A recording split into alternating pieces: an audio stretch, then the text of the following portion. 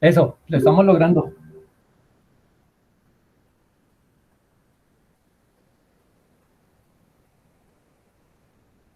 Ay, el almuerzo hoy me lo robaron.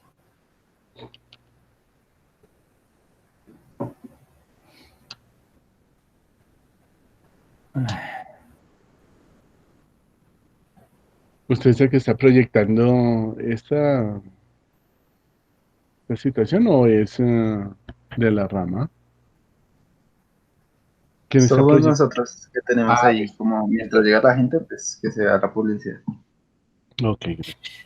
Este tipo sí sabe de lo que habla, ¿no? Control marcoviano, esa cosa sí es cosa seria.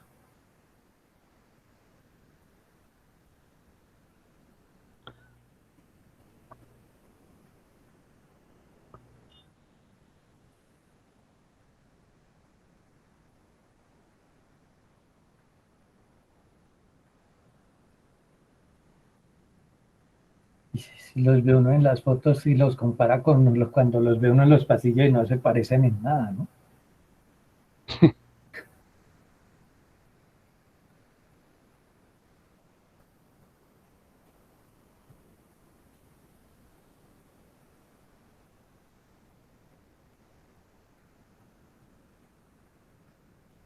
Escar, ¿cómo es que se dice asustado en inglés? Es Cari. Nana Scary. No. Bueno, casi.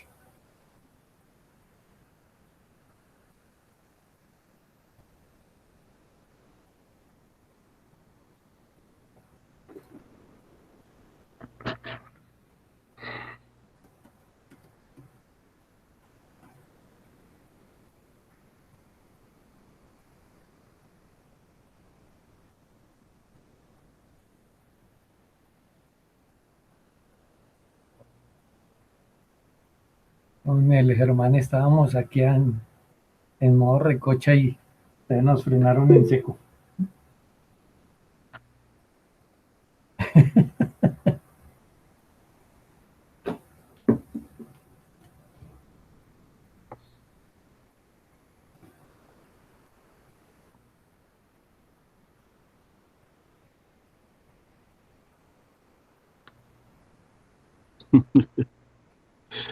Qué agresividad.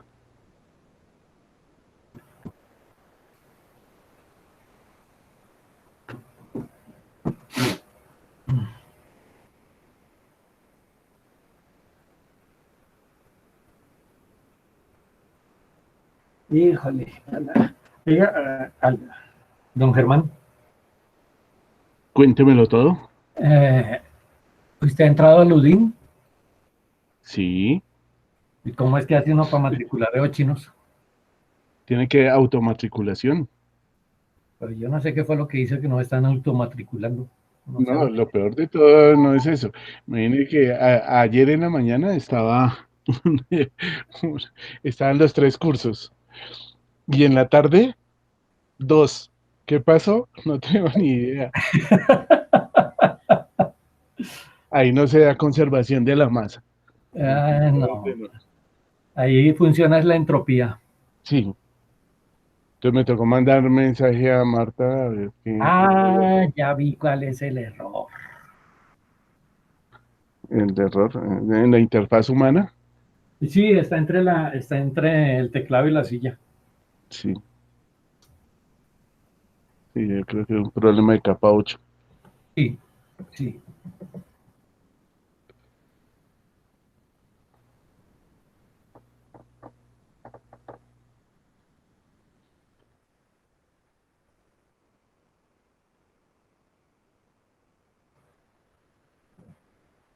Ah, ya. No, sí.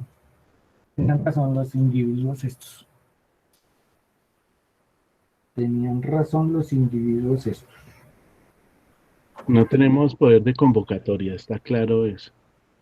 Sí, no.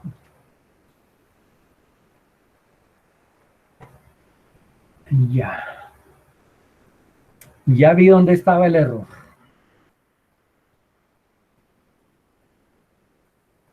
Aquí. Usuarios, método de matriculación.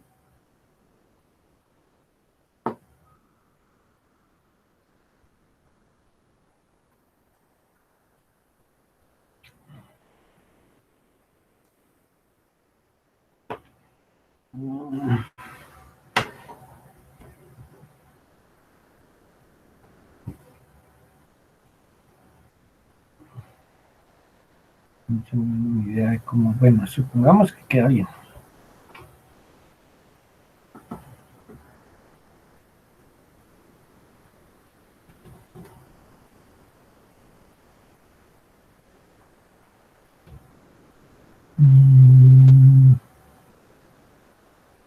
Estoy hablando de.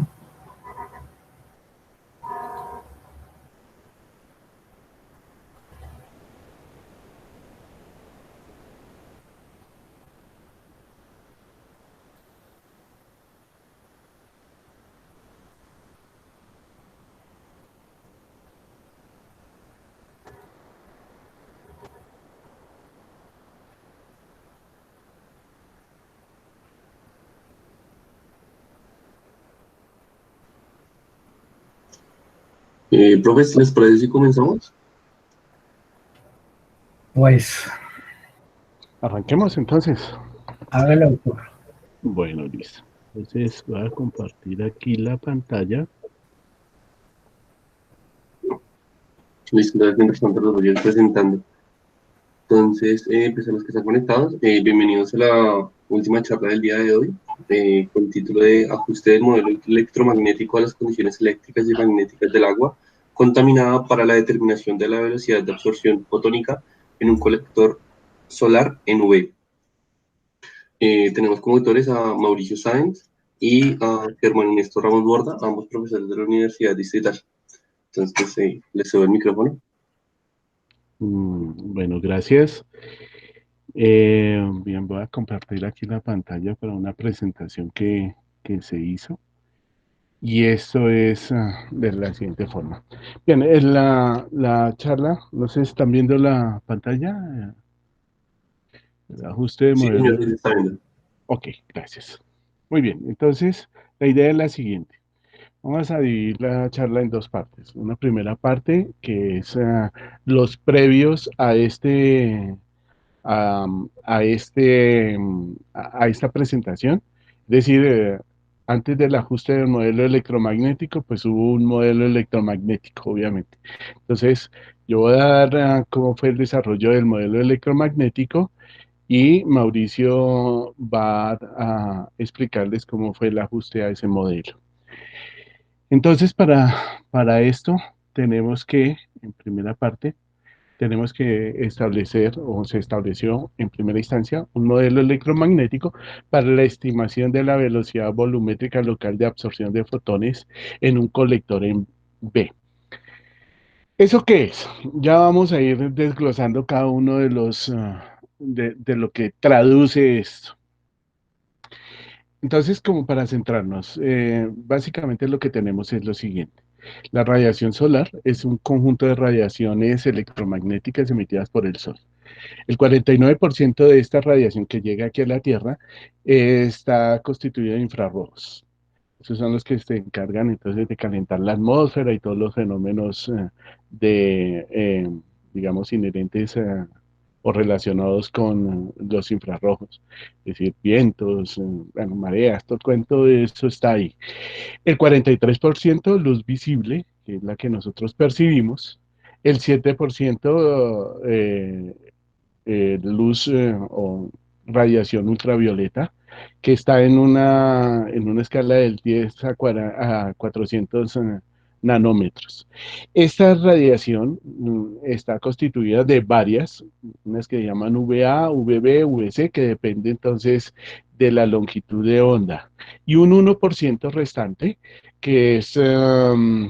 que son las demás radiaciones. Antes de entrar a la atmósfera, la radiación solar tiene una constante que se llama constante solar, que es de 1366 vatios por metro cuadrado.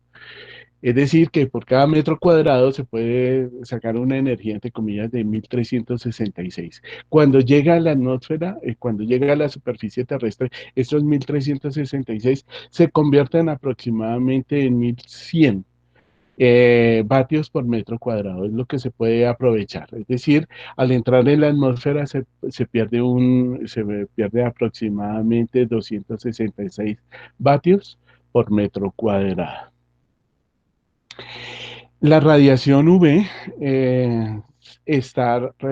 digamos, está en el rango de su longitud de onda desde 400 a 315 para la radiación UVA, VB de 315 a 280 y VC de 280 a 100.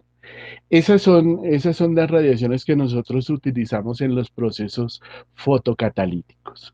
Ya vamos a ver qué es un proceso fotocatalítico. Entonces, la fotocatálisis, nosotros la definimos como, o se puede definir como la aceleración de una fotorreacción mediante un catalizador. Esencialmente, el catalizador básico que se utiliza es el dióxido de titanio, el TiO2. Este material es un semiconductor.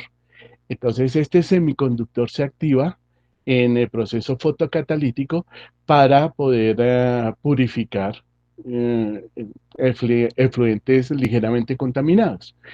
Esa contaminación es menor a 1 miligramo por litro. Esa contaminación se puede dar bueno, ahorita vamos a hablar de fotocatálisis y esa fotocatálisis puede ser homogénea o heterogénea. Se utiliza en la actualidad para el autolimpiado de superficies pintadas con pintura fotocatalítica. Eh, También se utiliza para la generación de energía y para otros procesos. En particular, nos centramos en esta investigación sobre purificación de aguas. ¿Listo? Eso es básicamente lo que nosotros vamos a trabajar. Entonces, ¿cómo se trabaja esto? Entonces, también hay que mezclar con esto unos reactores. ¿Sí? Estos reactores son concentradores solares. Los concentradores solares surgieron originalmente en tratamientos térmicos, ¿sí? Para calentar agua, por ejemplo, utilizando la radiación solar. Entonces, en ese orden, en ese sentido, se han utilizado una cantidad de reactores que tienen cierta geometría. Nosotros en esta investigación trabajamos sobre un reactor que al parecer no tendría ningún tipo de incidencia y sería más bien poco eficiente, que es un colector en UV.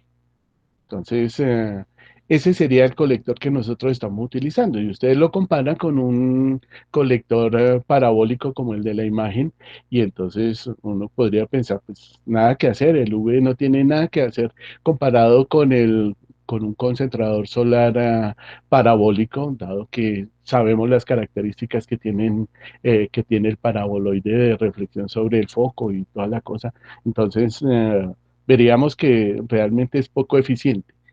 Sin embargo, investigaciones que se hicieron, que se hizo en el Departamento de Radiación de México, un investigador de apellido Vandala llegó a la conclusión de que en los reactores eh, se, eh, estos parabólicos y el reactor doble parabólico del que vamos a hablar ahorita y el concentrador, el más eficiente, digamos, es el doble parabólico, pero muy cercano está el UV, el concentrador en V, sobre el ecuador terrestre. Entonces, sobre el ecuador cumple con esas condiciones. Si nosotros lo llevamos a otras zonas, ya no va a ser tan eficiente, pero en particular, sobre el ecuador terrestre tiene especial importancia. Muy bien, lo que nosotros necesitamos para poder activar el proceso fotocatalítico es una cosa que se llama el rendimiento cuántico, que se puede determinar cuando las distribuciones espaciales y direcciones de intensidades de radiación se conocen en la suspensión, resolviendo en parte el problema de la velocidad de reacción. Les estoy leyendo lo que dice ahí. Esta reacción está descrita mediante la velocidad de absorción local de fotones. LBRPA. Eso por las siglas en inglés. ¿Qué representa la distribución espacial y la disponibilidad fotónica en el reactor? Si nosotros queremos describir qué es lo que pasa con la radiación al interior, digamos, en el momento en que entra en la atmósfera, es decir, esa pérdida de 266 vatios por metro cuadrado que se pierden al ingresar la radiación solar en la atmósfera, si nosotros queremos describir eso, eso se describe a partir de una ecuación que se llama la ecuación ETR, la ecuación de transferencia radiativa, se llama. Y resolver esa ecuación de transferencia radiativa es un proceso que tiene en vilo a ingenieros ambientalistas, a gente que está dedicada al clima y a este tipo de investigaciones. Entonces, para la concentración de rayos solares, utilizado en procesos fotocatalíticos y en procesos térmicos. Los tipos de concentradores básicos que se tienen son el concentrador cilíndrico parabólico, que es el que aparece en la primera parte, esta parte. Hay concentradores de receptor central. Todos estos son aplicaciones térmicas. Se está utilizando aplicaciones térmicas. Entonces, en concentrador cilíndrico parabólico, es un paraboloide un cilindro parabólico que los rayos incidentes van a ser reflejados en la dirección del foco. Entonces, en la dirección del foco discurre el agua que se desea calentar para procesos térmicos. El concentrador de receptor central son espejos planos que se ubican de tal manera que incidan sobre la región en donde está el agua. Para acá tenemos también dos paraboloides, allá el concentrador de disco parabólico, que también cumple exactamente con lo mismo, y concentradores de tipo Fresnel, que son planos, o sí, que son planos, pero no formando una V. Ahora, el mejor de todos, ese se diseñó doblando dos paraboloides, ¿no? Dos cilindros parabólicos, ¿sí? Y que sus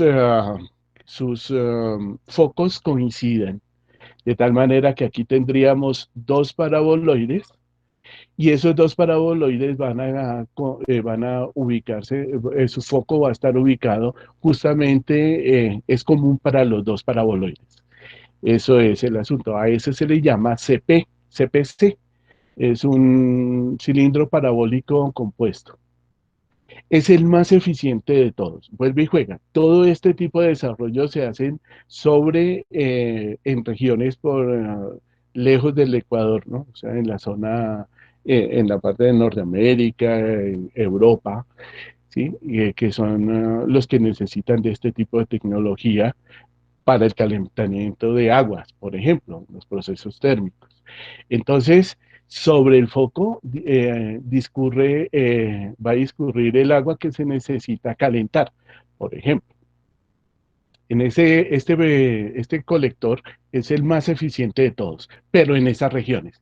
Pero si nos vamos sobre el ecuador terrestre, de acuerdo a la investigación que les comento, ya no es tan eficiente. O sea, tiene la misma eficiencia de un colector solar en UV. Entonces, pues es mucho más fácil hacer un colector solar en UV que un colector solar CPC. Entonces, ese es como nuestro punto de partida. ¿Cuál fue el objetivo de este modelo? Pues era elaborar un modelo electromagnético para estimar la energía UV absorbida por el catalizador en la suspensión que permite evaluar la absorción de fotones en el reactor fotocatalítico heterogéneo. Entonces, cuando nosotros hablamos de fotocatálisis, hablamos de dos tipos de fotocatálisis. Una que se llama heterogénea y otra que se llama homogénea. La homogénea es la que el catalizador y la solución, ¿sí? La suspensión, están en la misma fase, ambos sólidos, ambos líquidos, ambos gaseosos. En tanto que el proceso fotocatalítico heterogéneo es cuando las fases son diferentes, como en este caso, el agua en estado líquido discurre y nosotros le llamamos un catalizador que está en estado sólido, que es el dióxido de titanio. Entonces, a este tipo de catálisis se le llama fotocatálisis heterogénea. El objetivo es estudiar el comportamiento optogeométrico de los rayos incidentes y reflejados en el colector solar en B. Entonces hicimos un estudio geométrico sobre el colector utilizando una técnica que se utiliza en fotografía y que se utiliza en modelamiento, que es una técnica que se llama ray tracing. Y resulta que esa ray tracing funciona muy bien sobre el ecuador terrestre. De nuevo, los rayos solares casi que llegan todos paralelos a incidir sobre el concentrador. Entonces, el modelamiento de eso se puede hacer pues, relativamente fácil.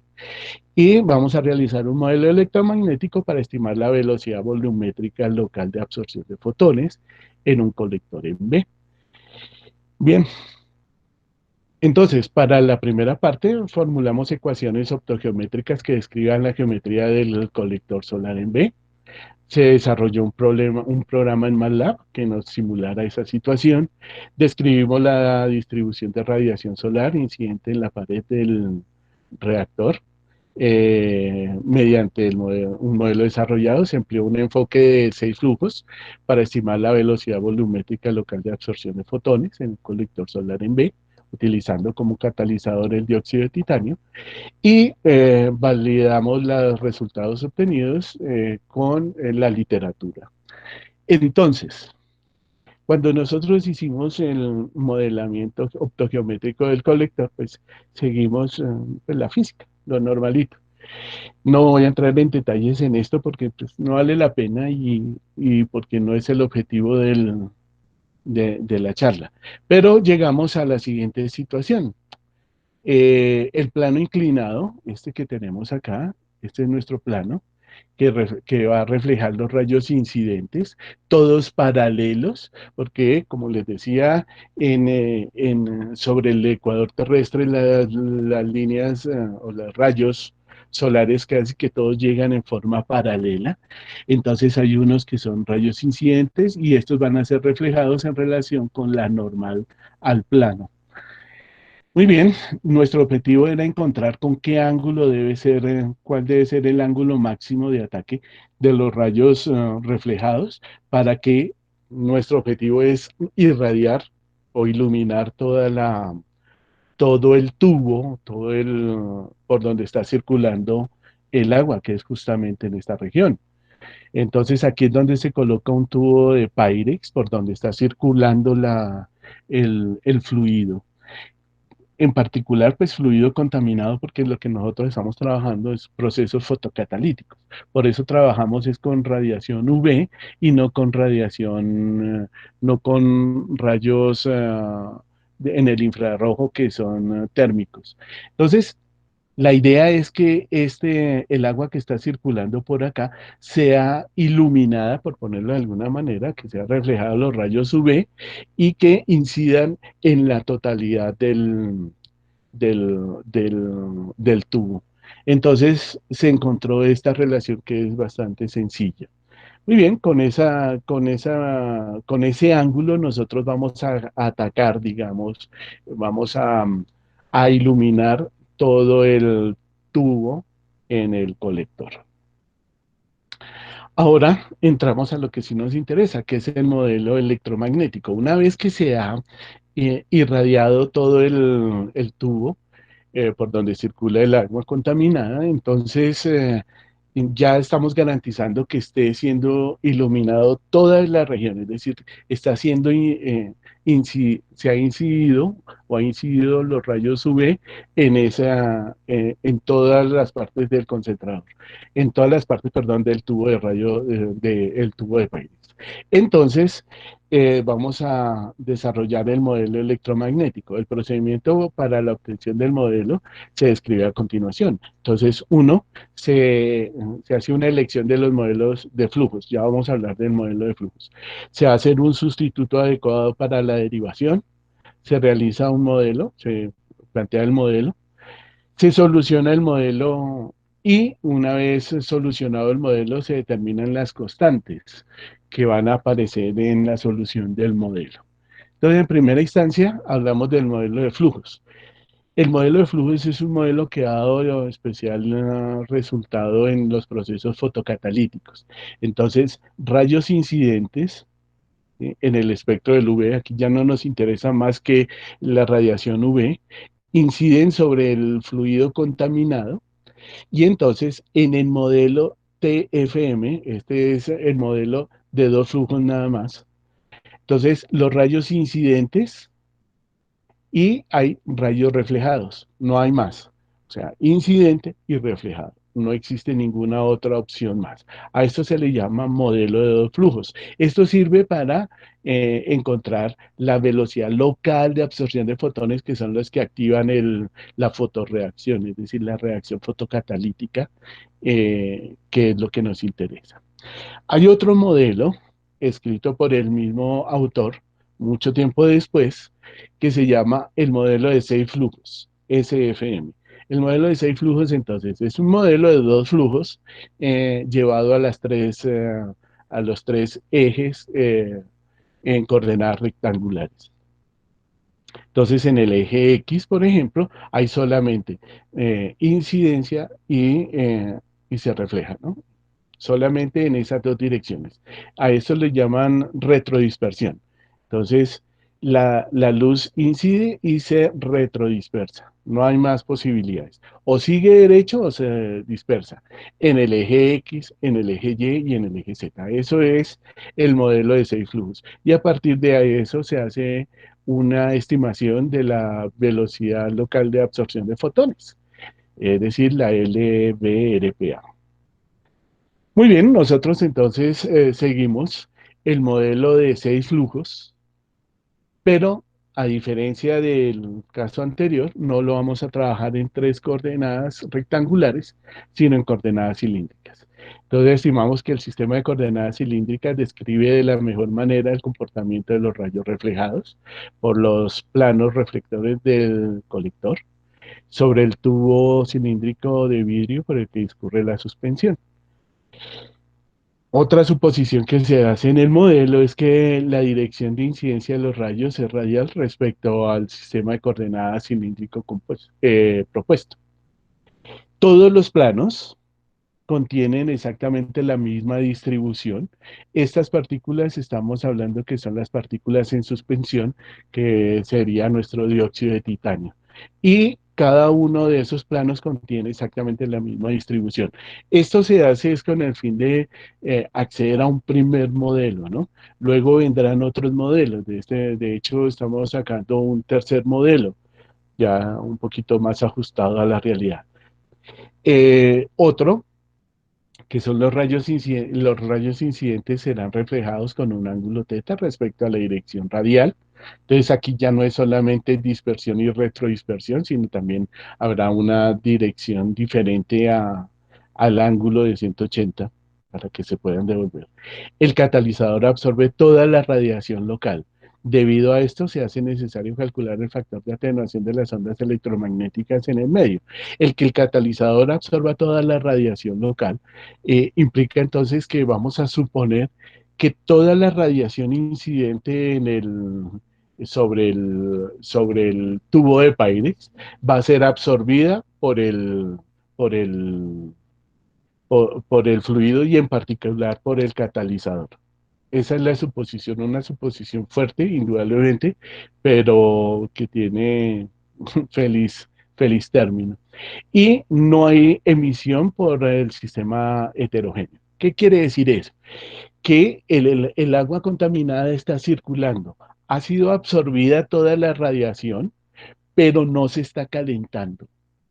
Para garantizar eso, vamos a seguir experimentalmente dos situaciones. Una, la primera, que el agua discurra sobre el tubo eh, con un número de Reynolds de turbulencia menor a 3.5. Es decir, que sea casi que un flujo laminar. Si fuera un flujo turbulento, se estaría calentando. Entonces necesitamos es que discurra lo más lento posible, de tal manera que no haya emisión. Y la segunda condición que seguimos o que exigimos en el modelo es que, ¿qué? Es que cuando nosotros montamos el sistema, se hizo, se enfrió el fluido. Es decir, a pesar de que no se está calentando, porque lo estamos garantizando con que el flujo sea laminar, de todas maneras también hay un tanque ahí que va a hacer que el agua que está circulando por ese tanque o que llega al tanque solamente se esté sacando el agua más fría. Eso es con el fin de que no se mantenga la temperatura. Porque si se aumenta la temperatura, la agitación térmica entrará a contribuir en el proceso fotocatalítico y no lo podríamos describir, digamos que analíticamente, dado que las partículas, en especial el dióxido de titanio, entraría también a ser parte de ese aumento en la temperatura y es justamente lo que no queremos. Queremos es que solamente la radiación UV incida sobre para describir el proceso fotocatalítico. Muy bien, el modelo al que llegamos es este que aparece ahí. Es un modelo, es una forma de ver, digamos, la ecuación de Beer-Lambert, en donde I corresponde a la intensidad de la luz incidente sobre el fluido. Una vez que se ha solucionado esta ecuación, la hemos solucionado en coordenadas cilíndricas y solamente como función del radio y del ángulo teta. Como, si ustedes recuerdan acá, voy a retroceder, como supusimos que los planos, que todos son n planos iguales, quiere decir entonces que no va a depender del eje Z, ¿cierto? Solamente va a depender del ángulo de ataque, de los rayos incidentes, ¿cierto? Del ángulo y de la longitud de penetración de los rayos, que es justamente lo que tenemos aquí. Entonces solamente va a depender de estos dos ángulos, de estas dos condiciones. Muy bien, nuestro objetivo entonces era encontrar qué relación guardaba lambda y k. Lambda es un valor propio y k es una constante dentro del problema. Depende de las condiciones iniciales. Muy bien. El objetivo era poder encontrar una forma de calcular lambda y k en relación con la conductividad eléctrica, con la permitividad eléctrica, con la permeabilidad magnética, ¿sí? Es decir, con las características propias del medio en suspensión. Partiendo de las ecuaciones de ondas electromagnéticas, entonces vemos ahí las ecuaciones de onda en forma fasorial para el campo eléctrico y para el campo magnético y teniendo en cuenta que este factor gamma, que se llama factor de propagación, lo podemos escribir como la suma de dos factores, uno real, uno imaginario, es decir, gamma es un factor, es un número complejo, parte real, alfa, que se llama factor de atenuación, parte imaginaria, que se llama factor de fase. Se calcula el factor de atenuación, el factor de fase, y eso nos va a permitir a nosotros, relacionado con las constantes que antes habíamos hablado, de las que habíamos hablado, es decir, la constante lambda y la constante k, poder esbozar nuestra solución. Entonces, de esta manera es que pudimos encontrar, digamos, un modelo para la estimación de la velocidad local, la velocidad volumétrica local de absorción de fotones en ese colector.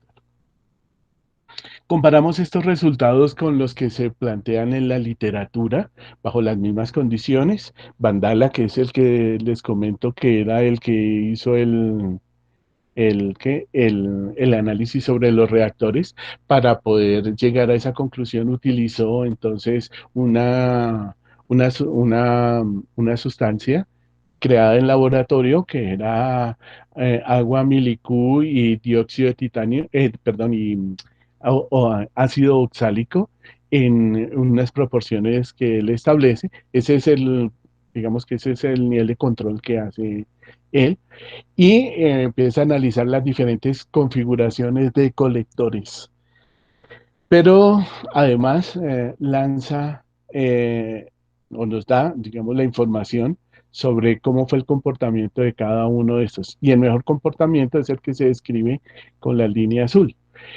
Entonces, ese fue en el caso, en el mejor caso. Nosotros con la línea en naranja, de acuerdo al modelo, llegamos a esta situación.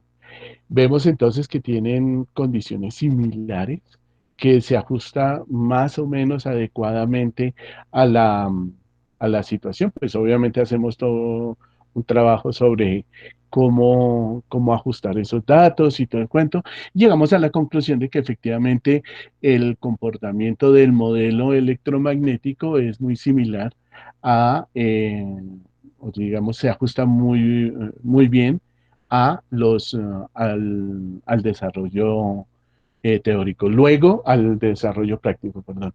Luego entonces se ha estado trabajando sobre esto, puliendo un poquito más el modelo, que es justamente la siguiente parte, que es de las que va a hablar Mauricio. Muy bien, entonces aquí los dejo con el modelo. No sé si tengan alguna duda o las dudas las solucionamos al final.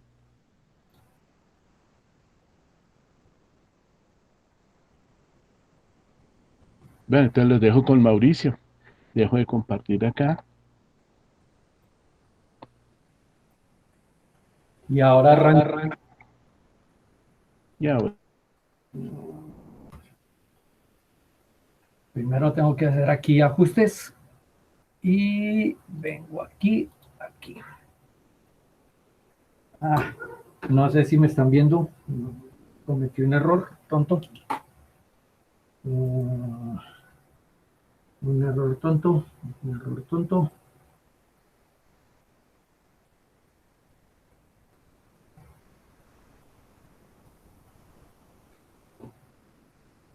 Regáleme 2 segundos. Cometí un error tonto. Y arrancamos. Sí, perfecto. Listo, entonces, segunda parte.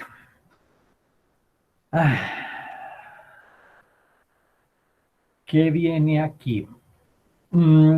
Ya les comentó el profe Germán que básicamente lo que estamos buscando son un modelo que nos permita predecir el comportamiento de limpieza de agua usando un fotocatalizador que se llama dióxido de titanio o TiO sub 2, ¿cierto?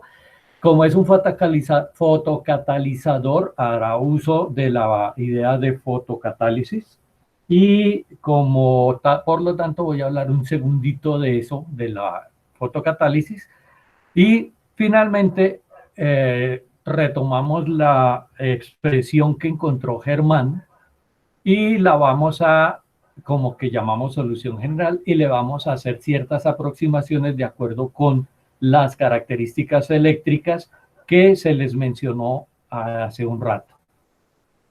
¿Listo? Entonces, primero, los métodos de limpieza, pues básicamente la famosa desinfección, lo que hacen en las piscinas, echarle cloro y ese tipo de cosas para desinfectar. Elimina algunos elementos biológicos, pero no elimina realmente todos los contaminantes del agua. Hay un segundo proceso de filtración, que ustedes ya saben, básicamente es hacer pasar el agua por un conjunto de filtros, cuerpos o corpúsculos de acuerdo a sus dimensiones, dopar el agua con carbón activado granular, otro proceso químico que es el de suavización, un quinto proceso que sería ósmosis inversa. Son procesos químicos en los que se intenta eliminar los contaminantes. Cada uno de ellos es a su vez un poco más agresivo que el anterior y sin embargo un poco menos agresivo que el que le sigue. Finalmente llegamos a un esterilizador por luz ultravioleta, que es el que estamos trabajando. Es básicamente someter el agua a la radiación solar, o más bien a la radiación UV, siendo el agua dopada con algún elemento que ayude a romper los contaminantes, a romper las moléculas contaminantes, y ese catalizador se activa mediante la parte UV de la luz solar. Por eso lo llamamos esterilizador, se llama esterilizador por luz ultravioleta UV.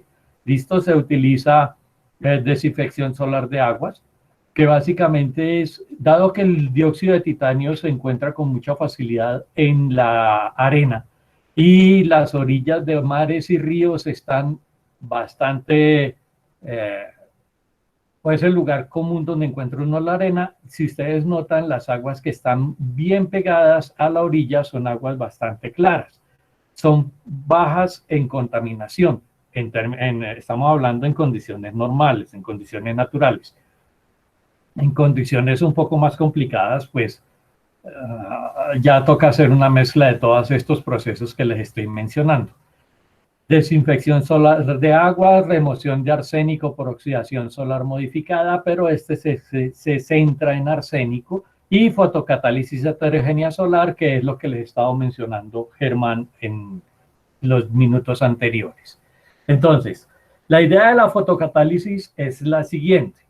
Hay una cantidad de energía entregada por el sol, o que recibimos del sol, no allí sea que los animistas me peguen, que recibimos del sol. Esa cantidad de energía está distribuida en una gran cantidad de bandas. De esas bandas escogemos, o nos interesa, la banda UV, como Germán ya les mencionó, les dio los valores de la longitud de onda UV. Esa señal, esa radiación UV, esa energía en la banda UV ingresa a la sustancia. Esa sustancia interactúa de manera química con los elementos contaminantes. Hay una banda de conducción, hay una banda de valencia, hay una recombinación entre los electrones y los iones generados. Eso nos da que hay una sección OH que es negativa, es decir, tiene más electrones de los que normalmente debería tener, y una molécula de hidrógeno que es positiva, es decir, ha perdido electrones. Al combinar las dos cosas, tiene H2O. Entonces, el proceso de hay dos procesos, uno de fotorreducción y uno de fotooxidación. Estos dos procesos son el enfoque que utilizan los químicos para la formación del par hueco, electrón hueco en la superficie del dióxido de titanio. Como pueden ver, esto fue extraído de un artículo que se llama La fotocatálisis como alternativa para el tratamiento de aguas residuales, de Luis Fernando Garcés y Eduardo Mejía y Jorge Julián Santamaría, en la revista Lasallista de Investigación. ¿Listo?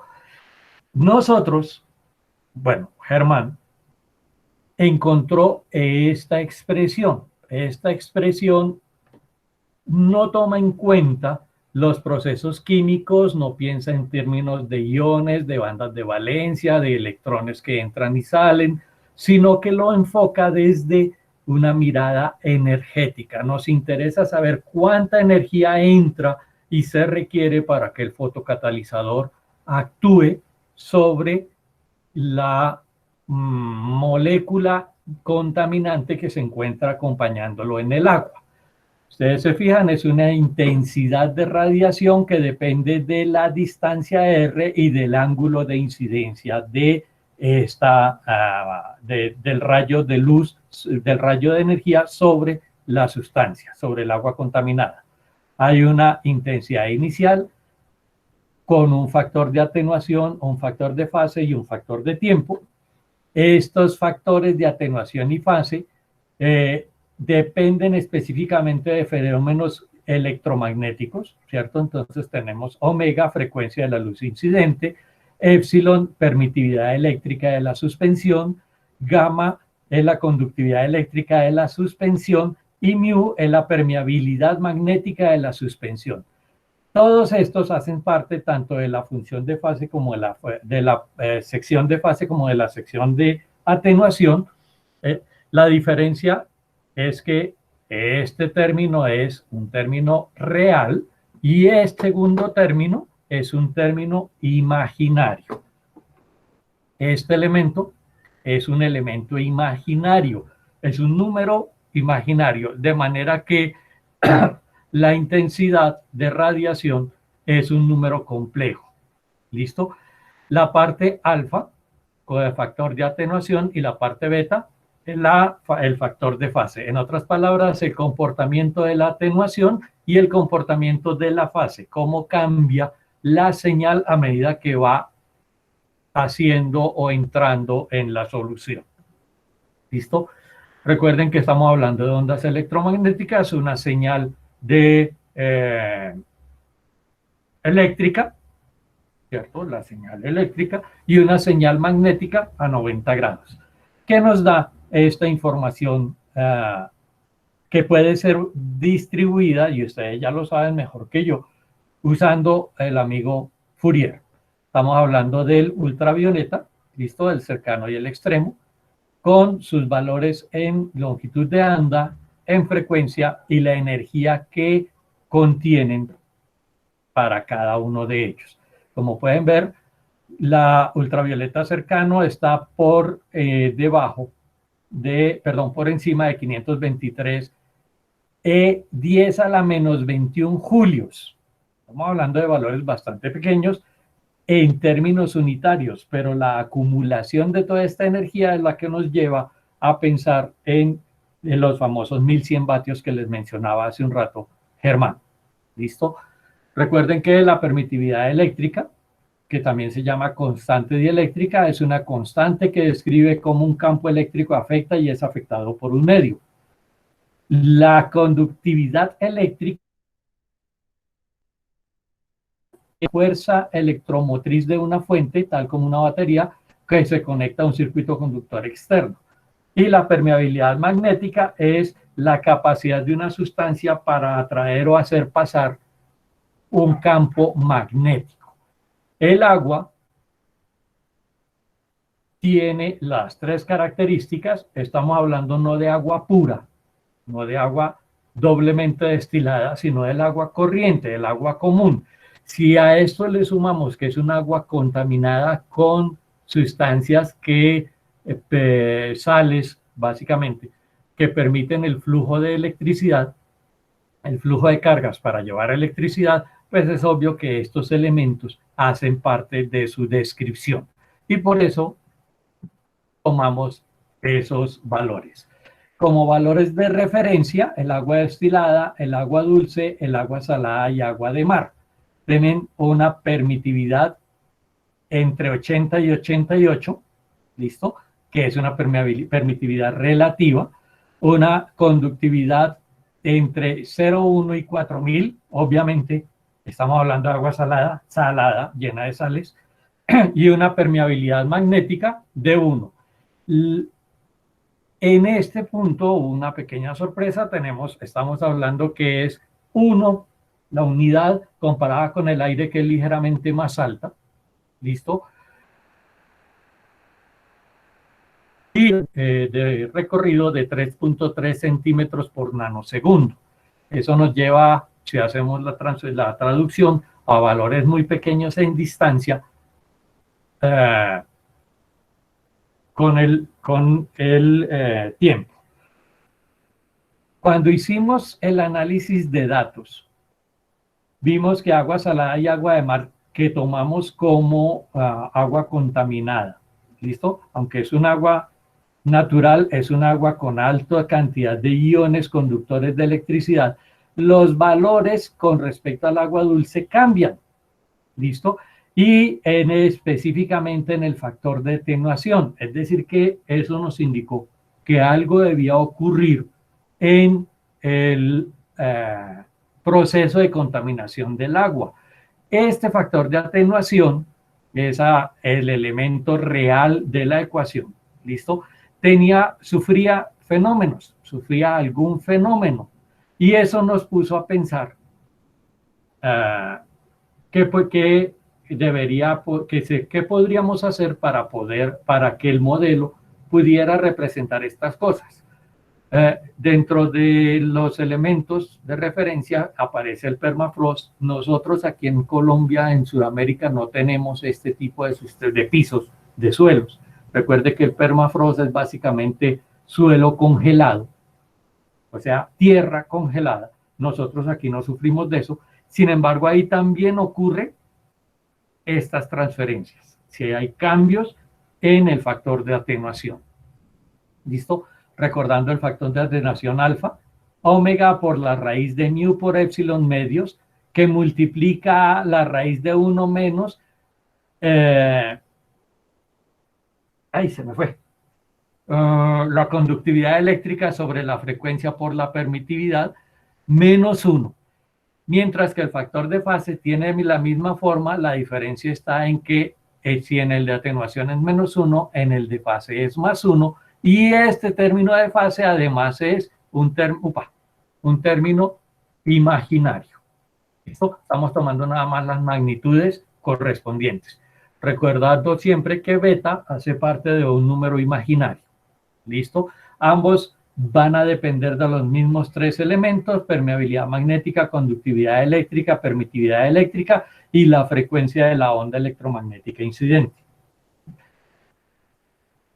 El análisis que nos llevó a pensar, o sea, nos centramos en esta información que, fíjense, pasa de tener e a la menos 6 de e a la 0, o sea, 0 por 10 a la 0, a tener 4.99, casi 5 por 10 a la menos 6. Tenemos un brinco.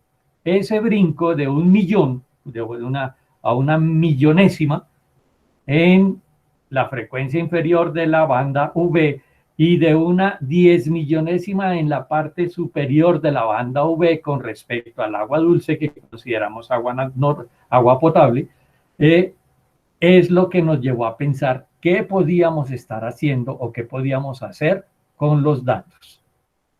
Entonces, lo primero fue pensar en este término que está aquí. Me devuelvo. En este término que está aquí. ¿Listo? Este término puede ser mayor que 0, igual a 0 o menor que 0. Si es mayor que 0, mayor que 1. Si es mayor que 1, al estar al cuadrado, esta raíz nos va a dar una raíz negativa. Y por lo tanto, este elemento seguramente va a ser un elemento de tipo complejo. El análisis se centró en eso, en mirar qué ocurre aquí. ¿Qué ocurre si esto es mayor que 1? Si esto es menor que 1 o si esto es igual a 1. En ambos casos es el mismo factor el que nos determina la parte numérica donde deberíamos estar trabajando. Entonces, si el denominador es menor que el numerador, este elemento va a ser mayor que 1. Lo que se hizo fue el análisis matemático de esos factores numéricos para llegar finalmente a que si omega epsilon es menor que la permitividad, la intensidad, la cantidad de energía es un número complejo. Perdón, corrijo, es un número imaginario.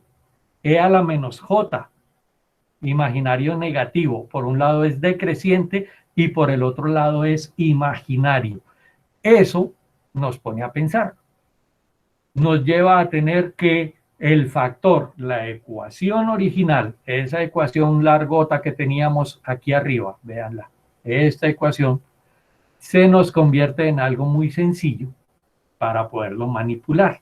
Esta manipulación es la que nos permite pensar en que a partir de aproximaciones podemos presentar una forma de trabajar y de predecir el comportamiento de la limpieza del agua a medida que va siendo irradiada por luz ultravioleta. Si la aproximación se piensa en términos de que el denominador es mayor que el numerador, es decir, este factor es menor que 1, entonces este elemento siempre va a ser una raíz positiva. O sea, un factor positivo metido dentro de una raíz, no tendríamos problema. Igual aquí no tendríamos problema, es decir que nuestros factores no van a cambiar. El factor de atenuación sigue siendo real, el factor de fase sigue siendo imaginario, no tenemos ningún problema.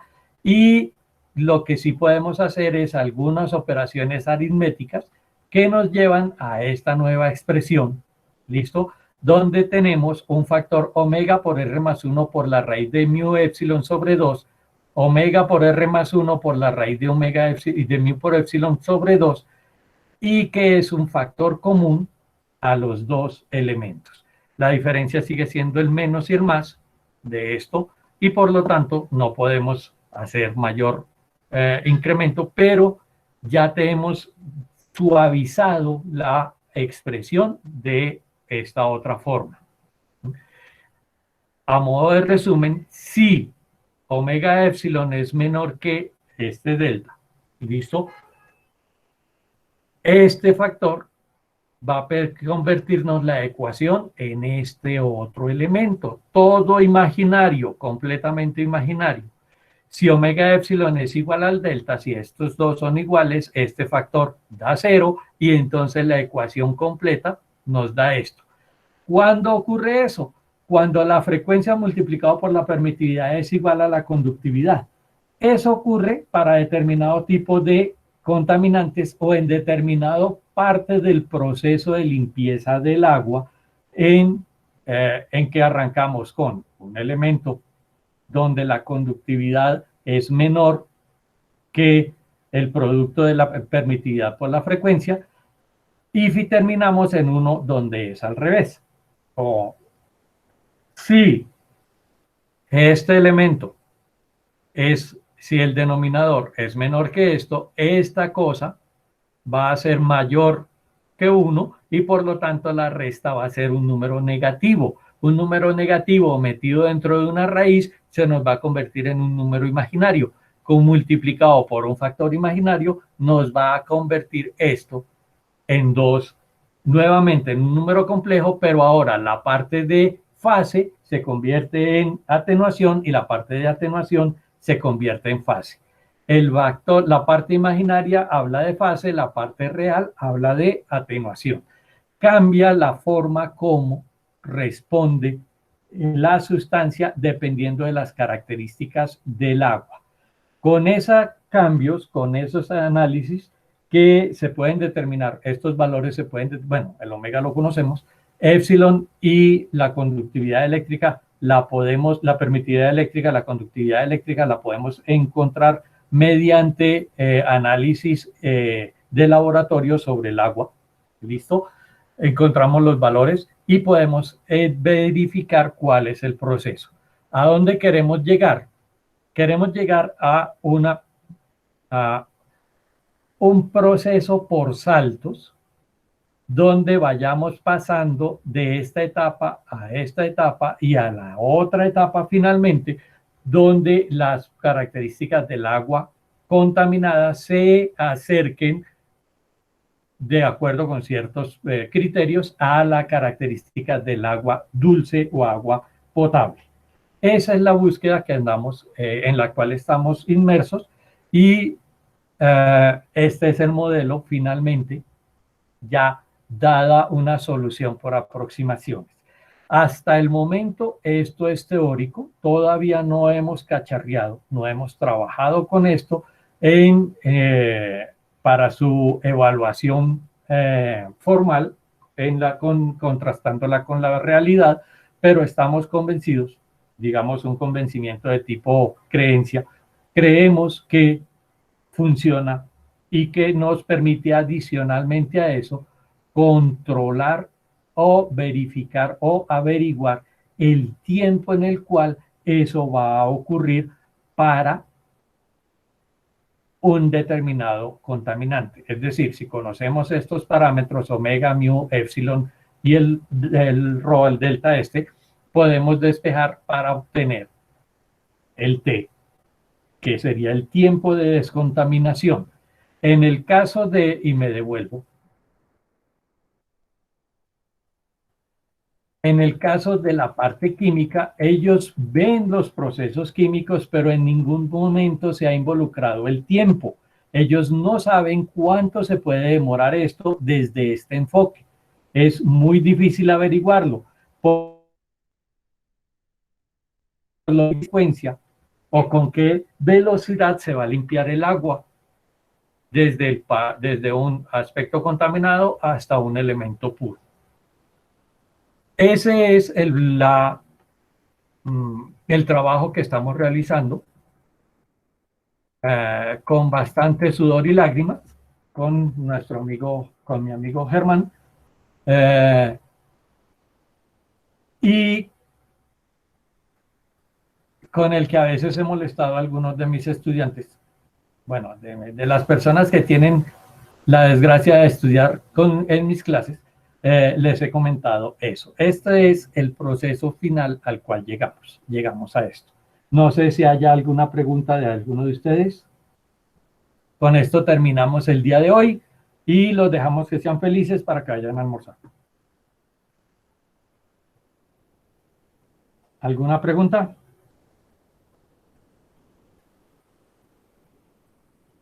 ¿Suficientemente enredados?